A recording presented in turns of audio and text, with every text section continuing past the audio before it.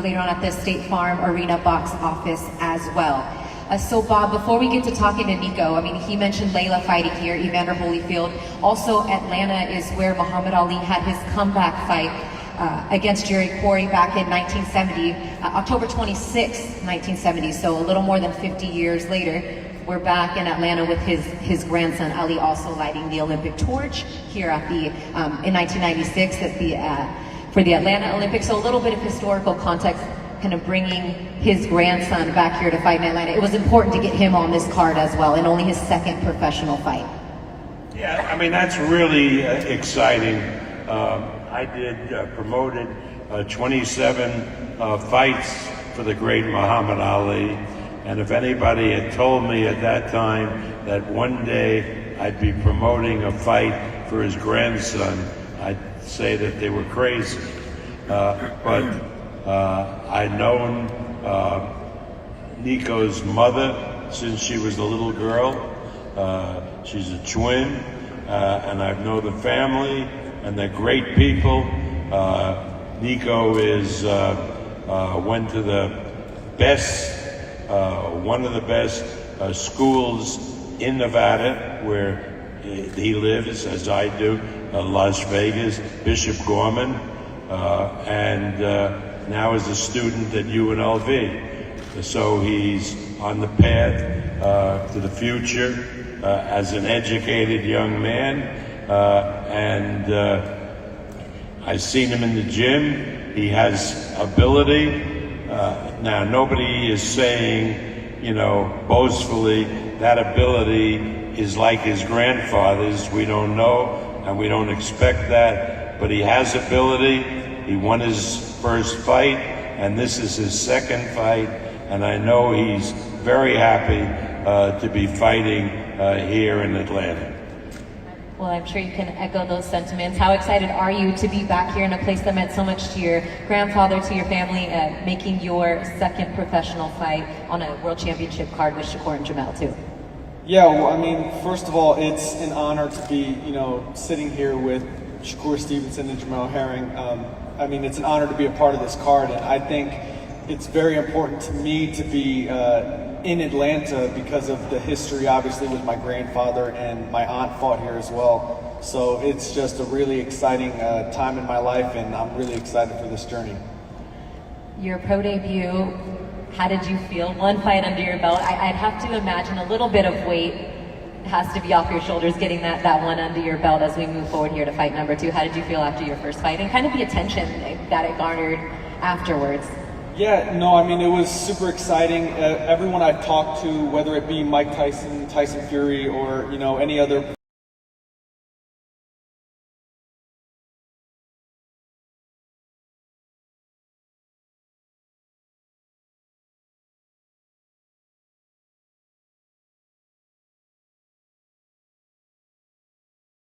professional fighter that I look up to has said that the first fight is always the hardest because you don't know what to expect, but I'm blessed now that I've gotten the first fight over with, and now I'm just looking forward to having fun and enjoying the rest of, my boxing career.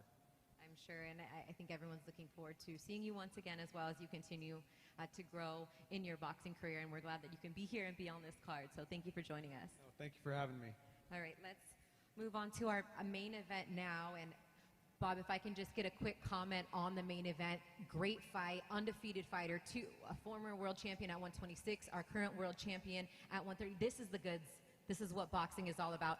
Two of the very best in the sport coming together to have a fight where not only is it a mandatory situation, but I mean, you're hungry for a belt in a second division. You knew this was coming. You guys have been, I'll say, acquaintances, and we'll get to that in a minute, but your thoughts on the matchup here with these two who are very familiar with each other. One thing I know, and this is our first fight, I believe, ever in Atlanta for Top Rank, and we wanted it to be a humdinger, a really great fight. So we have the champion, Jamel Herring, who is a tough guy. You know, you don't serve 2 tours of duty as a Marine in Iraq unless you're a tough guy. Now, the knock on Jamel had been that he didn't have much punching power. But he showed that he did when he recently stopped the great Frampton, Carl Frampton, from the UK. So I know that he is poised and ready for this fight, and you'll see the Fighting Marine in action. Now, it's no easy task for him because he faces the young man that many of us in boxing have been touting for years as being the new face of boxing, the new star in boxing, the guy who will beat everybody on his way to superstar glory. And so far, Shakur Stevenson has demonstrated that ability. Now, he knows this is a tough fight, but he always comes prepared. And so I guarantee you all, I'm in Georgia, so I can say you all, right? I guarantee you all that you will be seeing a tremendous, tremendous competitive main event on October 23rd. Shakur, how are you? I'm good. Good to see you. Yeah, nice to see you too. All right. You're getting ready to fight for another world title. Second division that you're going for a world title shot. You captured a belt at 26, vacated, now you're up at 130. You've been here for quite some time. You knew this was coming. You earned the mandatory position. Let's first talk about the opportunity to win a world title in your second weight class. It's definitely an amazing opportunity. We back here, back again, fighting for another world title. My last world title I fought in October. This world title I fight in October. It's going to be no different. I'm coming here to dominate. Jamel is a solid fighter. He got a great team around him, but it's going to be my night. That's how I feel. So. Your thoughts on fighting here in Atlanta, State Farm Arena? It's a place, like Bob said, is becoming another hotbed for boxing. Just the opportunity to expose your skills to a different audience here in the South. Yeah, I mean, this is my type of audience at the end of the day. So I love Atlanta. My mother used to live in Atlanta, so I came here a lot. This is definitely my type of crowd, so I'm definitely going to try to be a crowd pleaser, try to put on the best performance that I can, and I'm going to show out. Speaking of being a crowd pleaser, I know talking to you after the fight last time, you weren't thrilled with your performance. That's fair to say, right? Yes. So with that being said, what could the fans that are purchasing tickets tomorrow to join us in Atlanta expect from Shakur? Obviously, different opponent, different stakes, but what can they expect from you to bring? Something a little bit different? I think they should expect a superstar to be born at the end of the day. I feel like Jamel Herring is a solid fighter. The better the fighter is, the better I get. So I feel like he's going to try to come in there and turn me up, and I'm going to turn up. And much has been dubbed in this promotion, you know, when friends become enemies, or, you know, putting your friendship aside. But you've kind of said friends with the eye emojis, more like acquaintances. How would you kind of describe your relationship with Jamel? I mean, you guys share nutritionists, you share publicists, you've been in the gym together. But in your own words, so you can put out there, how would you describe, you know, the status of your relationship with him? He's just a friend of my family at the end of the day. He's not my friend. He's not nobody I talk to outside of boxing. We don't got no relationship outside of boxing. So he's somebody I see around, and he mess with the same people that I mess with. But other than that, we not friends. I never really been his friend. He's cool people. I don't got no problem with him at all. But it ain't like I check up on him whenever I'm not fighting, or he check up on me. So I don't consider that a friend.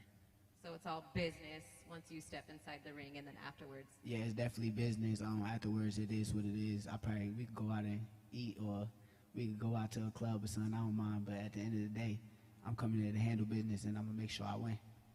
All right. Thank you, Shakur. Appreciate you. And we're going to get over to the champ now. Jamel, how you doing? I'm good. How you doing, Christina? Good to see you. Likewise. How's the baby doing?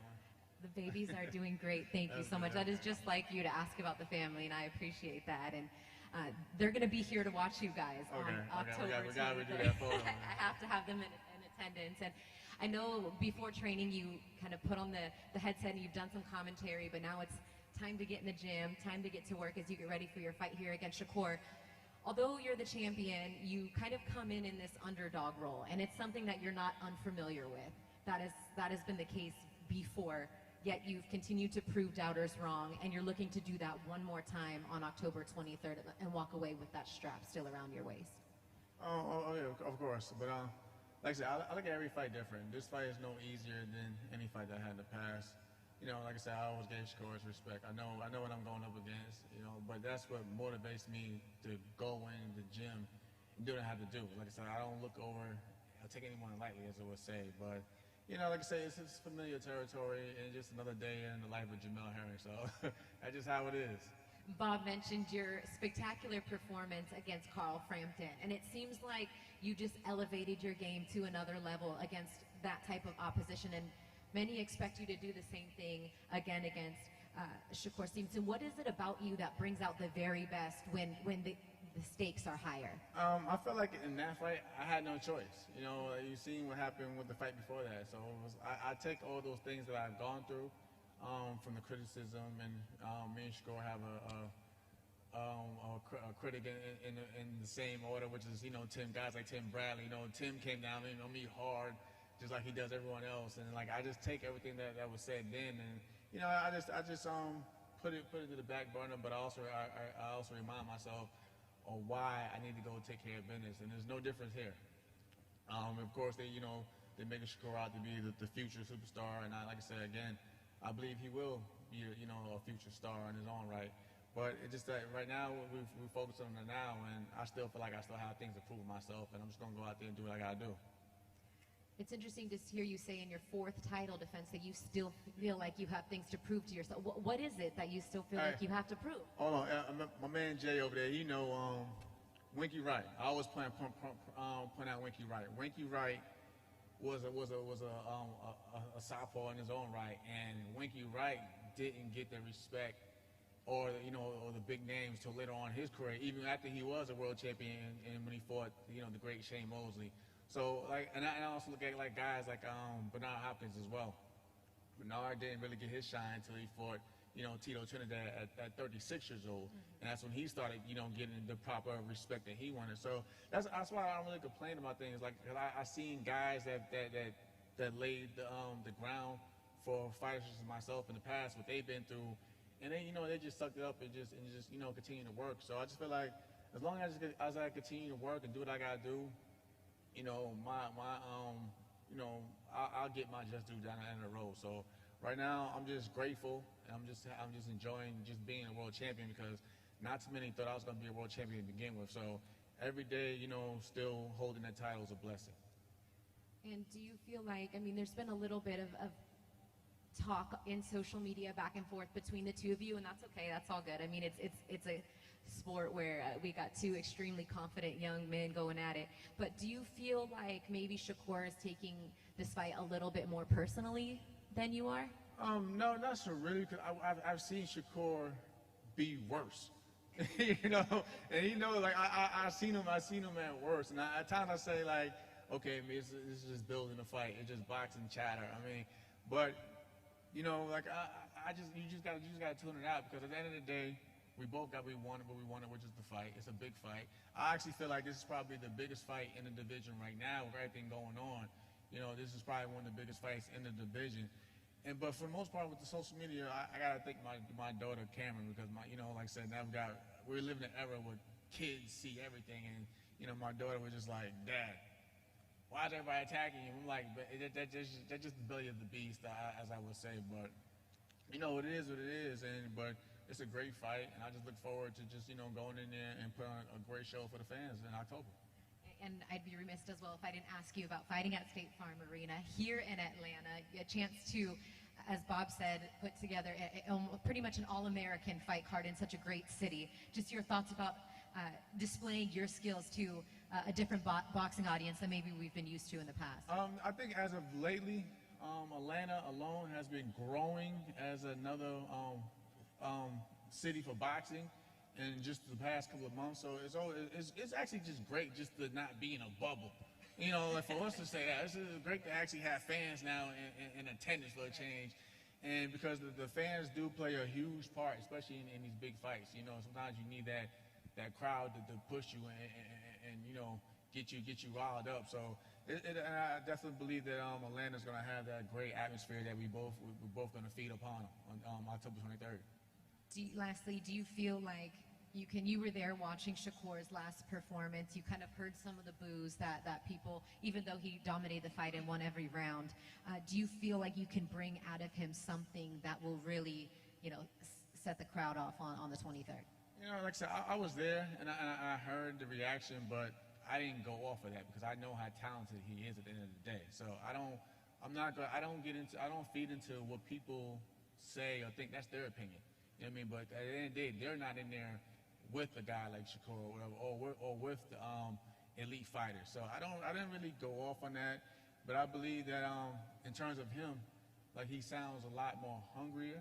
So I think that's going to bring a lot more out of him. It's going to make for a better fight between the both of us because we both have something to prove in our own rights. Like, you know what I mean? Like, he's young, he's hungry, and, he wants to be a two-divisional champion, which I respect. Me, I feel like, as I've always been counted out, I feel like I'm still just fighting for my respect. But that's what keeps me motivated and hungry. So I think this fight is basically going to bring out the best in us, and we'll just see how it goes at the end of the day.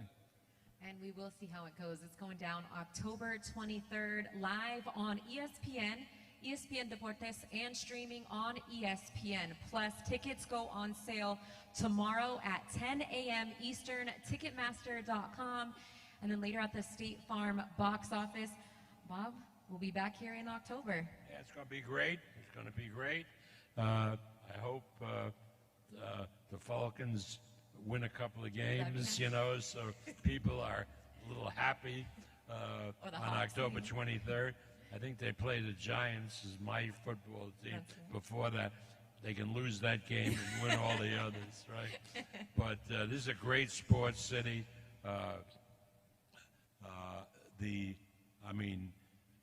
You broke my heart, really, the truth, when the Hawks from nowhere played their hearts out and beat my Knicks in the playoffs.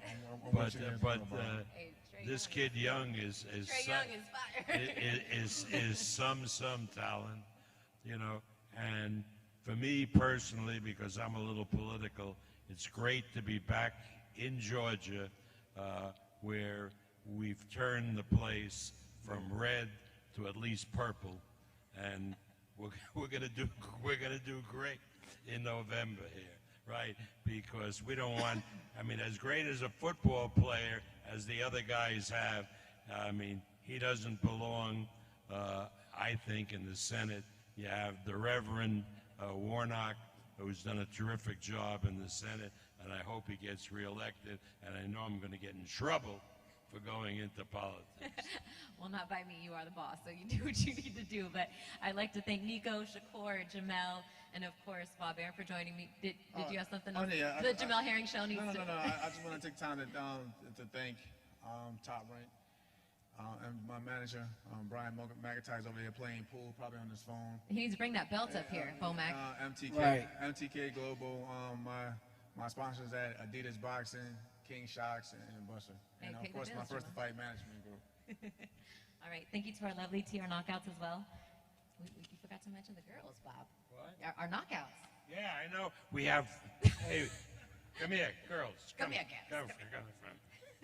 Look at this. Which other company has beautiful, beautiful women like we have with the Top Rank Knockouts? And the Top Rank Knockouts, right? Thanks. And the top, and we got two others in Tucson because we have a fight there tomorrow. So this is going to be a great, great show. The Knockouts will be here. The Knockouts always take pictures with the fans before the fights. So it's going to be a really fun evening, October 23rd. And I personally, and for everybody at Top Rank, look forward to this event in the great city of Atlanta. All right, nothing more to say here. Thank you, everybody, for joining us, ESPN Plus and Top Rank's YouTube. We gonna do a face-off? You already know. Okay, I just gonna close us out if that's okay. I think he's licking his chops to get face-to-face here with Jamel. I'm Christina Poncher. Thank you, everybody, for joining us. We'll see you in October. All right, let's go up here. Leave your mics on.